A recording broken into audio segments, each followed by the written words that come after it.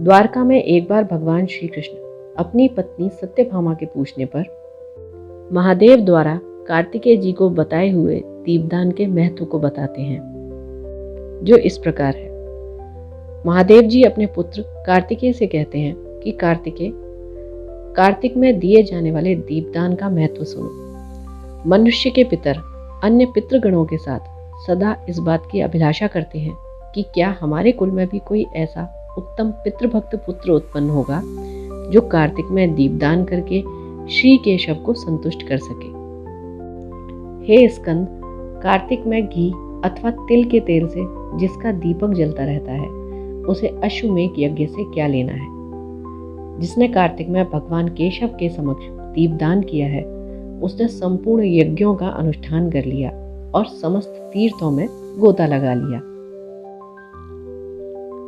हे कार्तिकेय, विशेषतः कृष्ण पक्ष में 5 दिन बड़े पवित्र हैं। कार्तिक कृष्ण पक्ष त्रयोदशी अर्थात धनतेरस, कार्तिक कृष्ण पक्ष चतुर्दशी अर्थात नरक चतुर्दशी, कार्तिक कृष्ण पक्ष अमावस्या अर्थात दीपावली, कार्तिक शुक्ल पक्ष प्रतिपदा अर्थात जिस दिन गोवर्धन पूजा करते हैं, कार्तिक शुक्ल पक्ष द्वितीया अर्थात भाई दूज। इनमें जो कुछ भी दान किया जाता है वह सब अक्षय एवं संपूर्ण कामनाओं को पूर्ण करने वाला होता है। इसी समय में लीलावती वैश्या दूसरे के रखे हुए दीप को ही जलाकर शुद्ध होकर अक्षय स्वर्ग को चली गई थी। इसलिए रात्रि में सूर्यास्त हो जाने पर गौशाला में, देव वृक्ष के नीचे, मंदिरों में दीपक जलाकर रखना चाहिए। देवताओं के मंदिरों में, शमशानों में और नदियों के तट पर भी अपने कल्याण के लिए घी आदि से 5 दिनों तक दीपक जलाने चाहिए। ऐसा करने से जिनके श्राद्ध और तर्पण नहीं हुए हैं वे पापी पितर भी दीपदान के पुण्य से परम मोक्ष को प्राप्त हो जाते हैं। श्री पद्म पुराण के अनुसार धनतेरस का महत्व। भगवान श्री कृष्ण कहते हैं, भामिनी, कार्तिक के कृष्ण पक्ष की त्रयोदशी को घर से बाहर यमराज के लिए दीप देना चाहिए। इससे दुर्मृत्यु का नाश होता है। दीप देते समय इस प्रकार कहना चाहिए, मृत्यु, पाशधारी काल और अपनी पत्नी के साथ सूर्य नंदन यमराज त्रयोदशी को दीप देने से प्रसन्न हो।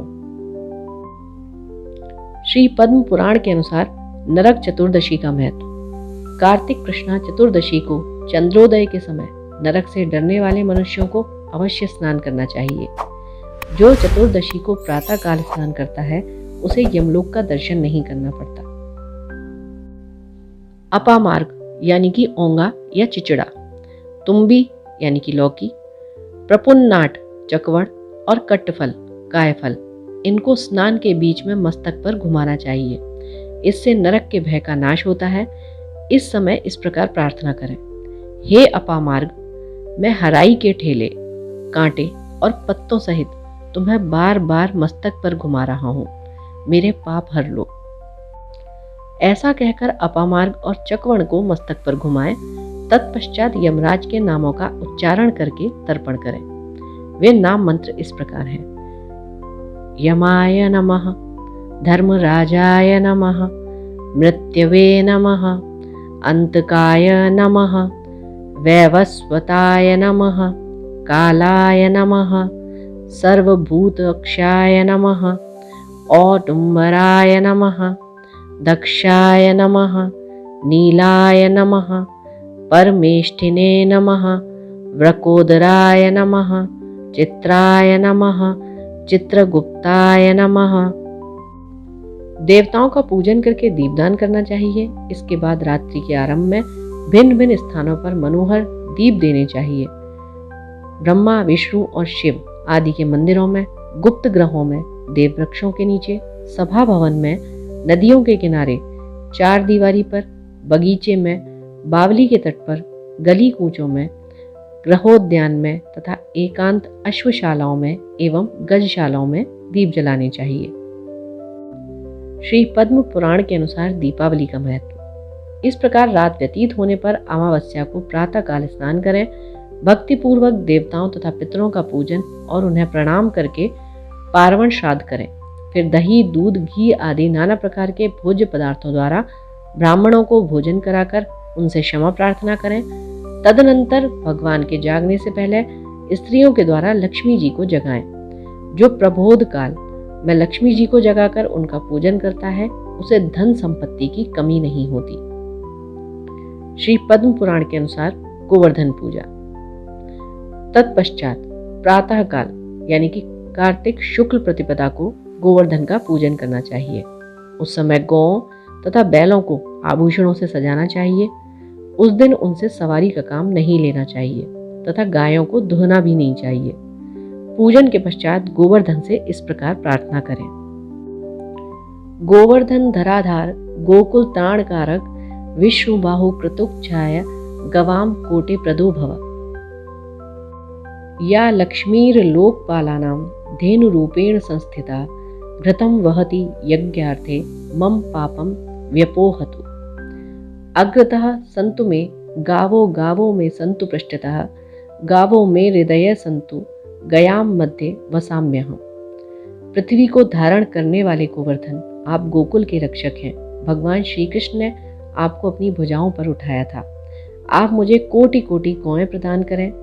लोकपालों की जो लक्ष्मी धेनु रूप में स्थित हैं और यज्ञ के लिए घृत प्रदान करती हैं, वह मेरे पापों को दूर करें। मेरे आगे गायें रहें और मेरे पीछे भी गौएं रहें। मेरे हृदय में गौओं का निवास रहे, मैं भी गौओं के बीच में निवास करूं।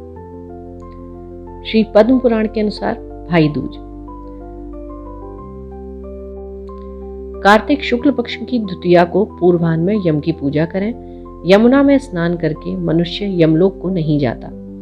कार्तिक शुक्ला द्वितीया को पूर्व काल में यमुना ने यमराज को अपने घर पर सत्कार पूर्वक भोजन कराया था।